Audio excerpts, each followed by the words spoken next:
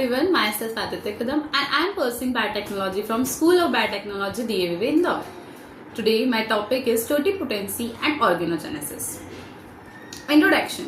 What is totipotency? Totipotency means we can regenerate a complete organism from a single cell.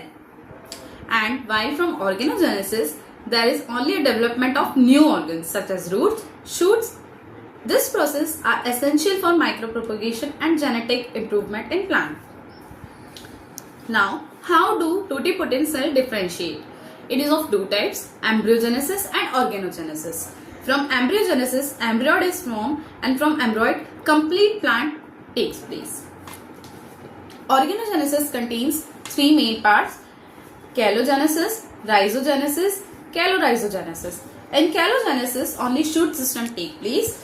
In rhizogenesis, only root system take place. Calorhizogenesis, shoot with root takes place. Now the definition. What is totipotency? From the word itself, toti means total and potency means potential. Totipotency is the ability of a single cell to divide and produce all the differentiated cells in an organism. So, totipotency is the genetic potential of a plant to produce the entire plant. In plants, this is possible because plant cells can undergo dedifferentiation and redifferentiation under proper culture condition.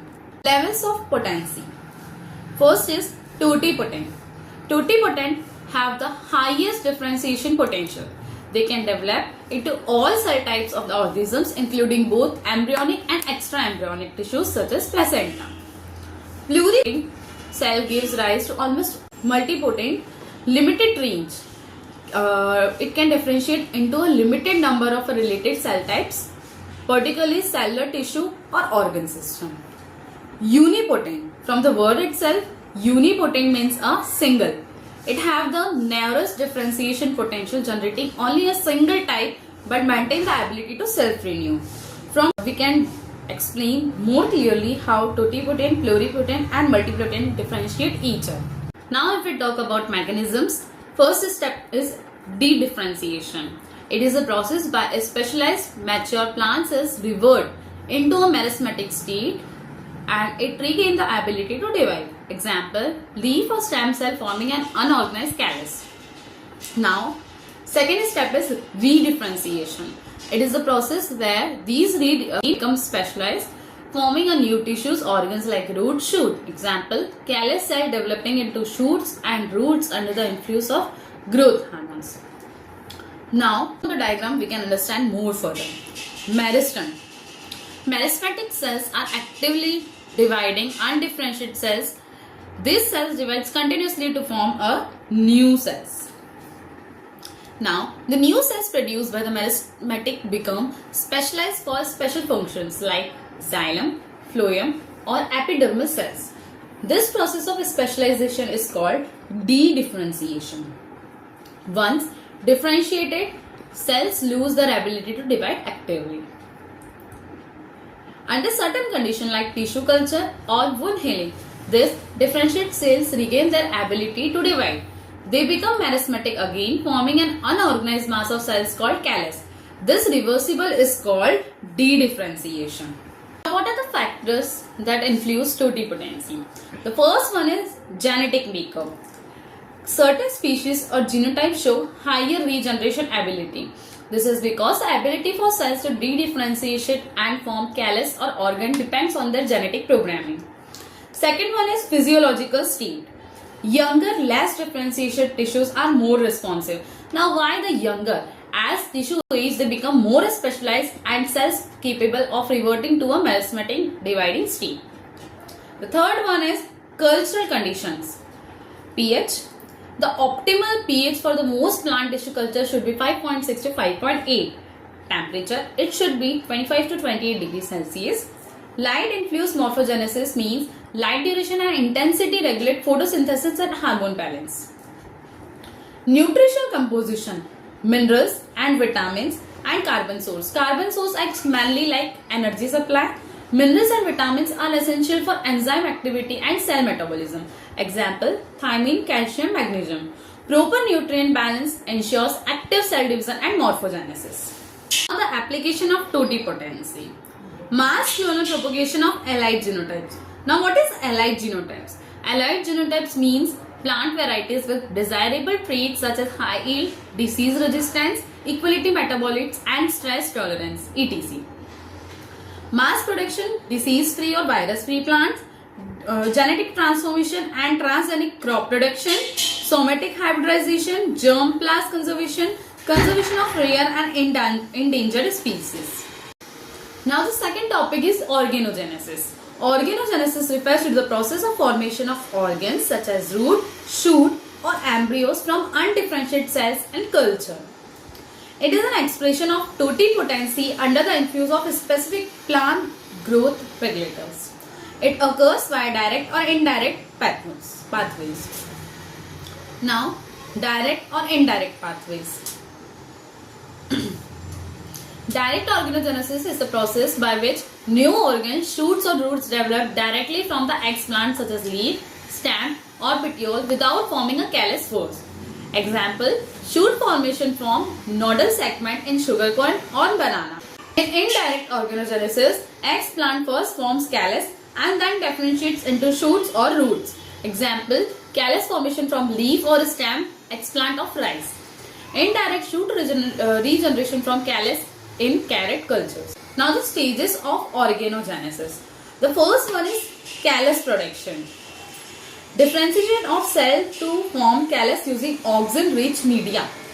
It requires oxygen-rich medium and it is because to create a pool of totipotent cells capable of forming organs later. Second one is shoot induction. Formation of shoot buds in cytokinin dominant media. Why cytokinin? Because it promotes cell division and growth meristem formation. Now the third one is root induction. Root development promoted by higher oxygen concentration. It is because oxygen is rich in medium which stimulates root formation and it also helps in the complete plantlets with shoots and roots. Now the last one is acclimatization. Hardening and transfer of regenerated plantlets to soil. It is because the generated plantlets are gradually hardened and adopt from sterile in vitro condition to normal soil greenhouse environment, because plants grown in tissue culture have delicate structures and need time to adjust real world conditions. It is because conditions, light, humidity, microbes, and the final step is to transfer the healthy plantlets to soil for normal growth development. Now from diagram we can explain more in detail. Ex-plant. Ex-plant can be any a small piece of plant tissue like leaf, stem or root. Direct organogenesis means organs are directly from the ex-plant without any callus formation. Now the indirect organogenesis, meaning the ex-plant first forms an unorganized callus. Later the callus redifferentiate into shoot or roots under suitable hormone condition. Usually this occurs in media like oxygen in first high, then reduce while cytokinin is increased. Then somatic embryogenesis. It is some callus can form embryo-like structure, somatic embryogenesis, instead of normal organs. These embryos can grow into a complete plants, similarly to form zygotic embryos. This pathway is used for cloning and artificial seed production. Suspension culture. Suspension culture, callus cells are broken and grown in a liquid medium to produce free dividing cells. And then it convert into protoplast culture, that is culture of neat plant cells obtained by enzymatic digestion, useful in somatic hybridization and genetic modification studies.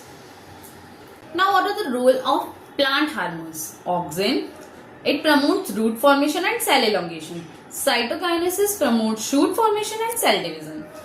High auxin, low cytokinin ratio favors roots, where high cytokinin, low auxin ratio favors shoot. Gibberellins, abscisic acid and ethylene may have secondary effect on organ formation. Now the application of organogenesis, micropropagation and clonal propagation of plants. Organogenesis allows the mass production of genetically identical clonal plants from a single parent plant. This ensures uniform traits like yield, disease resistance, and growth rate. For example, banana, sugarcane. Now the second one is genetic modification and transformation studies. Organogenesis is used for introducing foreign genes into plant cells via agrobacterium or gene gun. These transformed cells are regenerated into a complete plant through organogenesis. This helps in creating genetically modified GM or transgenic plant with improved traits such as pest resistance or stress tolerance. Production of secondary metabolites in vitro. Some plants like roots and shoots are used to produce valuable compounds in culture. This includes alkaloids, flavonoids. Example, hairy root cultures. Now the fourth one is regeneration of endangered or rare plant species. Even a small tissue sample can regenerate into a full plant, ensuring species survival. Example, orchids. Now the last one, studying plant morphogenesis and developmental biology. Researchers used it to understand hormone signaling, gene regulation, and cellular totipotency. Now, what is the difference between totipotency versus organogenesis? So, in totipotency property or organogenesis is a developmental process. Totipotency represents the potential of a single cell to form a plant. Organogenesis is the practical realization of this potential under in vitro condition. Biotechnology में इनका क्या uses रहता है? Essential for tissue culture, crop improvement, genetic transformation. Enables production of transgenic plants and conservation of biodiversity. Use of rapid propagation and study of developmental mechanisms. Conclusion: totipotency and organogenesis form the foundation of plant tissue culture techniques. They enable regeneration, propagation, and genetic improvement of plants. This process are critical tools for modern plant biotechnology. Thank you.